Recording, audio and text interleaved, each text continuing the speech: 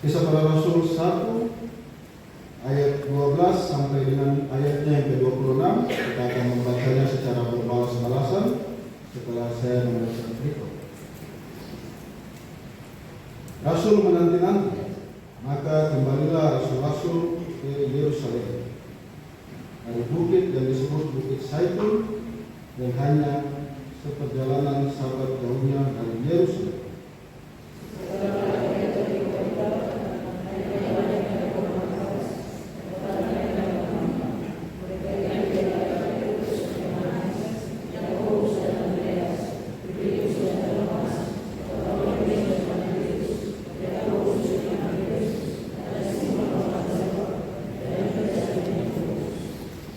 Mereka semua bertekun dengan sehati dalam doa bersama-sama dengan beberapa perempuan serta Maria ibu Yesus dan dengan saudara-saudara Yesus.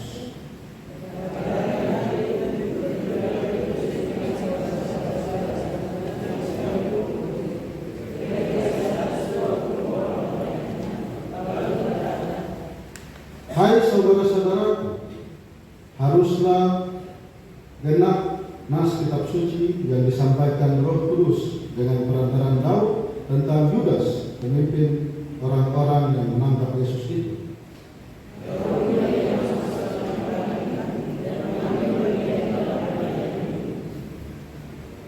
Yudas ini telah membeli sebidang tanah dengan upah kejahatannya, lalu ia jatuh terpelungkup dan perutnya terbelah sehingga isi perutnya tertumpah keluar.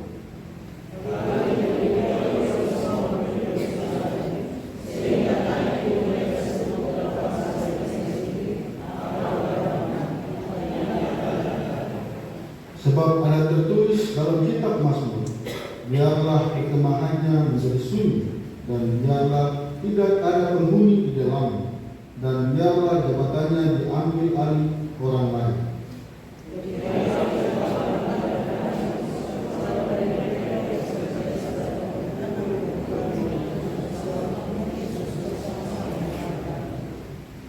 Yaitu mulai dari baptisan Yohanes sampai hari Yesus berangkat ke surga meninggalkan kami untuk menjadi saksi dengan kami tentang kebangkitannya.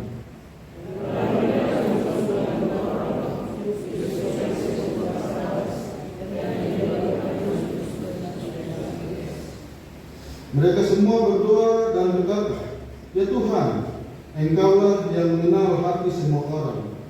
Tunjukkanlah kiranya siapa yang Engkau pilih dari kedua orang ini,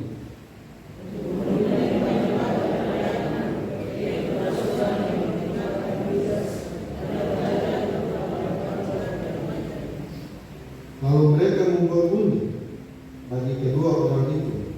Yang kena undi adalah Matias, dan dengan demikian ia ditambah kepada bilangan tersebut."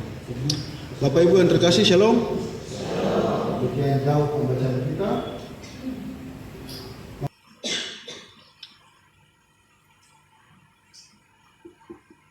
Pembaharuan proses pemulihan jabatan gereja mula-mula. Itu adalah tema yang diberikan oleh sinode kepada kita. Dosa Yudas tidak hanya membawa aib dan kehancuran baginya, tetapi juga meninggalkan kekosongan jabatan dalam kumpulan para rasul. Mereka ditabiskan sebagai 12 rasul dengan pandangan yang tertuju pada 12 suku Israel yang diturunkan dari bapa leluhur. Mereka adalah 12 bintang yang membentuk mahkota jemaat. Dalam Wahyu 12 ayat yang pertama dikatakan demikian. Dan mereka 12 tahta ditentukan.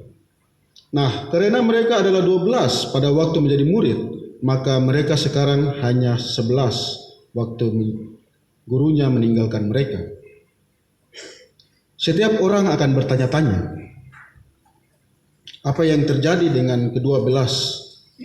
Dan dengan demikian, hal itu mengingatkan mereka kembali akan aib perkumpulan mereka. Oleh sebab itu, mereka perlu untuk mencari pengganti Yudas untuk mengisi kekosongan itu. Lalu Petrus pun berbicara, yang dulunya dan masih menjadi orang yang paling pertama maju ke depan. Dan oleh sebab itu ada perhatian yang diberikan tentang kebenaran dan semangatnya untuk menunjukkan bahwa ia sudah mendapatkan kembali secara utuh pijakannya yang hilang karena menyangkal gurunya. Juga karena Petrus dianggap sebagai rasul yang bersunat, maka selama cerita suci ini diberitakan di antara orang-orang Yahudi, ia terus diikutsertakan dalam segala perkara itu. Usulan yang dibuat Petrus adalah agar memilih seorang rasul yang lain untuk berdiri di tengah-tengah saudara yang sedang berkumpul itu.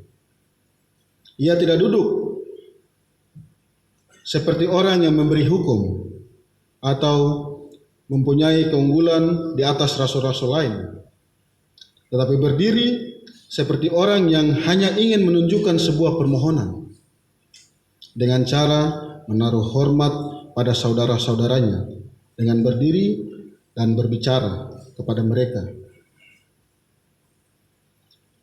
Laporan yang diberikan oleh Petrus tentang kekosongan jabatan oleh karena kematian Yudas. Lantas hal apa saja yang Yudas perbuat sehingga harus ada pengganti? Mari kita sedikit melihat ke belakang sebelum peristiwa kematian Yesus. Yang pertama adalah dosa Yudas. Kendati ia sudah mencapai kehormatan itu, ia adalah pemimpin orang-orang yang menangkap Yesus itu, yang tidak hanya memberitahu orang-orang yang mengejar Kristus di mana mereka bisa menangkapnya, tetapi ia juga berani memperlihatkan diri secara terang-terangan sebagai kepala gerombolan itu. Ia pergi mendahului mereka ke tempat itu dan seolah-olah bangga dengan mendapatkan kehormatan itu. Dia juga memberikan perintah. Orang yang akan kucium itu dia. Dia orangnya. Tangkaplah dia. Biang keladi pembuat dosa ini adalah yang jahat di antara para pendosa, terutama jika orang yang dengan kedudukannya seharusnya menjadi pembimbing bagi sahabat-sahabat Kristus malah menjadi pembimbing bagi musuh-musuh Kristus. Kehancuran Yudas karena dosa, karena menyadari bahwa imam-imam kepala berusaha membunuh Kristus dan murid-muridnya. Ia berpikir untuk menyelamatkan nyawanya dengan mendatangi mereka dan berkata bahwa dia ingin selamat sendiri, melainkan supaya juga mendapatkan harta dari mereka. Tetapi apa yang terjadi? Ia kehilangan uangnya dengan memalukan. Ia telah membeli sebidang tanah dengan 30 uang perak yang merupakan upah kejahatannya. Hal ini diungkapkan amat elok. Ia berpikir untuk membeli ladang itu bagi dirinya sendiri seperti yang dilakukan oleh Gehazi dengan apa yang diperoleh dari Naam, dengan berdusta. Tetapi ternyata ladang itu dibelinya untuk menguburkan orang-orang asing. Lalu apa manfaatnya bagi dia?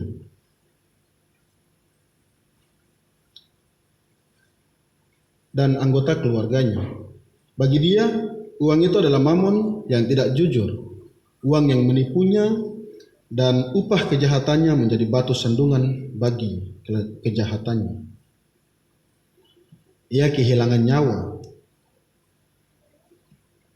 Dan banyak hal lagi yang kita bisa lihat dari peristiwa yang kita sudah lewati secara bersama-sama dari kehancuran Yudas ini. Tidak ada yang baik dari Yudas.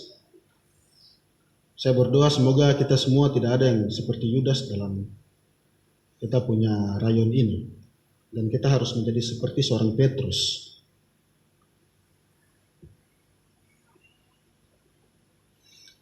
Lalu kita masuk ke hal yang berikut. dipilihnya orang lain untuk menggantikan tempatnya. Biarlah jabatan atau kedudukannya terisi. Dengan kutipan Petrus ini secara sangat tepat mengajukan usulan untuk menggantikan jabatan Yudas itu.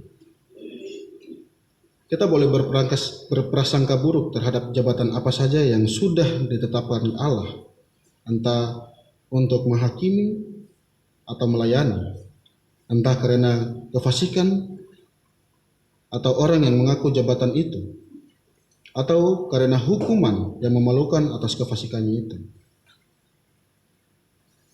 Dan juga Allah tidak akan membiarkan tujuannya dihancurkan, amanatnya dikosongkan atau pekerjaannya terbaikan karena kegagalan-kegagalan mereka yang sudah diberi kepercayaan untuk melakukannya.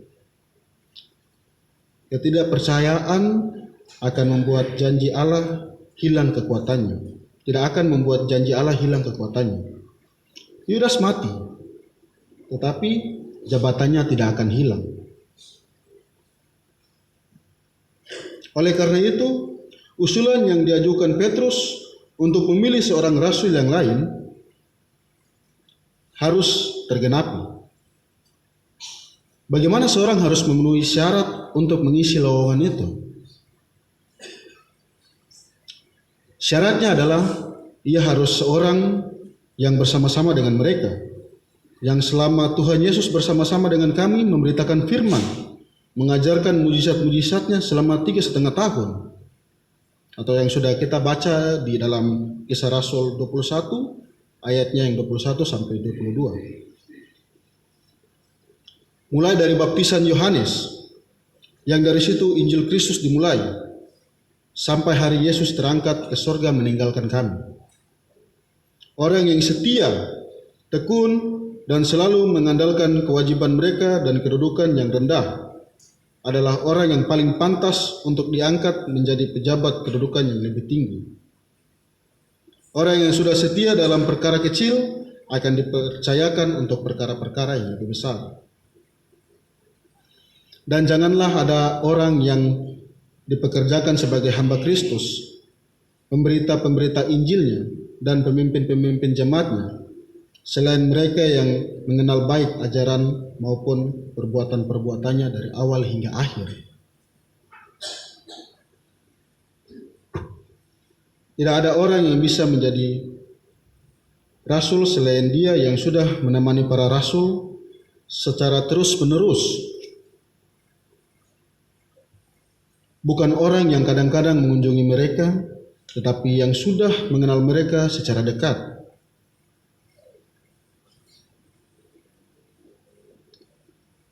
Pekerjaan yang mereka lakukan ini sangat berat.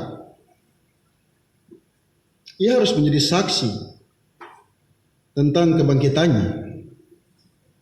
Dan ini tampak bahwa murid-muridnya yang lain bersama-sama dengan ke-11 murid ketika Kristus menampakkan diri kepada mereka. Sebab kalau tidak, mereka tidak akan menjadi saksi dengan mereka sepantasnya dan selayaknya ke-11 rasul itu sendiri tentang kebangkitan Yesus. Perkara besar yang harus ditegaskan para rasul kepada dunia adalah kebangkitan Kristus. Sebab kebangkitan ini bukan bukti besar bahwa dia adalah Mesias dan dasar dari pengharapan kita kepadanya.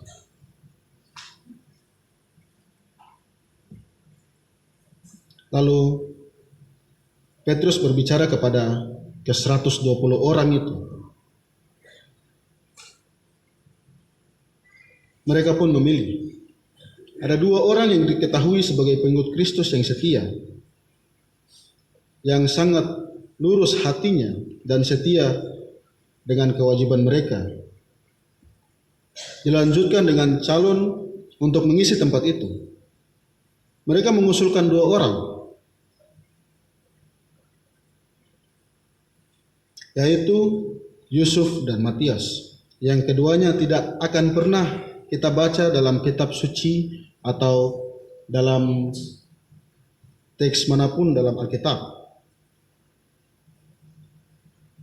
Lalu para murid berseru kepada Allah, "Ya Tuhan, Engkau yang mengenal hati semua orang, sementara kami tidak. Lebih baik Engkau mengenal mereka lebih dari mereka sendiri. Ketika seorang rasul dipilih, ia harus dipilih berdasarkan hatinya serta sikap kecenderungan hati itu. Namun Yesus mengenal semua orang dan mengenal hati-hati mereka untuk tujuan-tujuan bijak dan kudus. Memilih Yudas sebagai seorang dari ke-12 rasul sungguh menghibur bagi kita. Dalam doa-doa kita bagi kesejahteraan jemaat hamba Tuhan, bahwa Allah yang kepadanya kita berdoa mengenal hati semua orang, dan kita tidak saja mewarisi mereka dengan mata, tetapi juga menggenggam mereka dengan tangannya dan mengarahkan mereka kemanapun yang dikehendakinya, bisa membuat mereka pantas untuk memenuhi tujuan, dan mulai dari mendapati mereka pantas dengan memberikan mereka roh yang lain. Mereka ingin tahu dari kedua orang ini yang sudah dipilih Tuhan yang mana. Tunjukkanlah kepada kami, maka kami akan puas. Memang pantas bagi Allah untuk memilih hamba-hambanya sendiri. Dan sejauh ini dengan cara apa saja, melalui pengaturan pemeliharaannya atas karunia Roh Kudus, Dia menunjukkan siapa yang terpilih dan siapa yang tidak terpilih. Mereka siap menerimanya sebagai saudara yang sudah dipilih Allah, sebab mereka tidak berusaha untuk mendapatkan kehormatan itu bagi mereka sendiri dengan menyingkirkan orang lain dari mereka. Tetapi mereka ingin memilih orang yang menerima jabatan pelayanan ini untuk bergabung bersama dengan mereka dalam pekerjaannya dan berbagi dengan mereka dalam kehormatan dan jabatan yang ditinggalkan oleh Yudas. Yudas yang telah jatuh dan mencampakkan mereka karena menginginkan uang dan mengkhianati gurunya.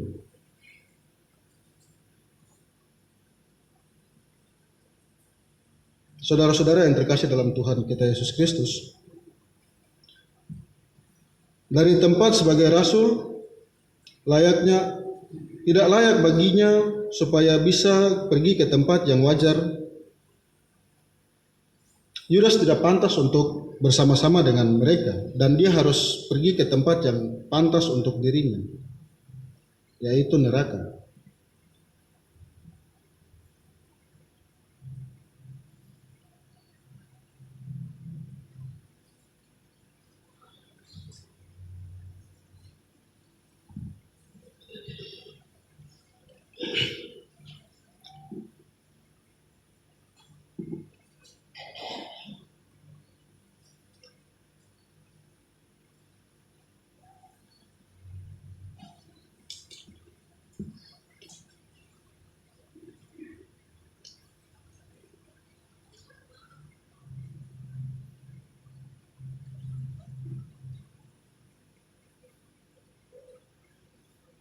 Lalu pencalonan itu pun dimulai dengan membuang undi yang merupakan seruan permohonan kepada Allah, dan itu boleh dipakai dalam menyelesaikan masalah-masalah yang tidak bisa diselesaikan. Cara ini sebenarnya cara yang pernah dilakukan oleh orang-orang yang mau merebut pakaian Yesus.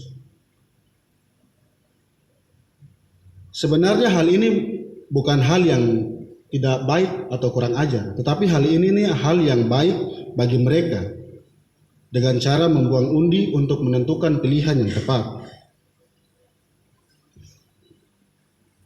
Lalu mereka pun membuang undi, dan Matias dipilih oleh karena undi. Dan oleh sebab itu, sama seperti ia harus dibaptis, begitu pula ia harus ditabiskan oleh Roh Kudus. Seperti yang terjadi pada mereka semua tidak lama setelah itu. Dengan demikian jumlah para rasul menjadi genap, sama seperti ketika Yesus mengangkat mereka.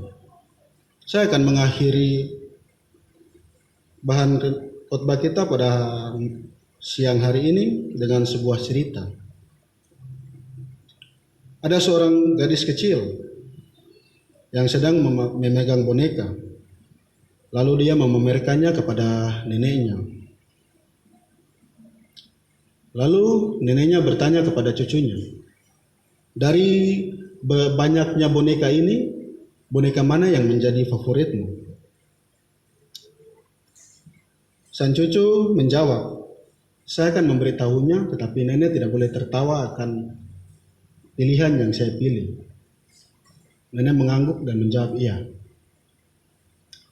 Lalu dia ambil dia punya boneka dari dalam kamar, dan setelah itu dia tunjukkan kepada dia punya nenek.